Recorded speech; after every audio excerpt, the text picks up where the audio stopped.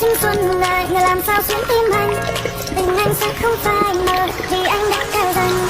Một ngày hà buồn đang thường mong khi còn vương đáng.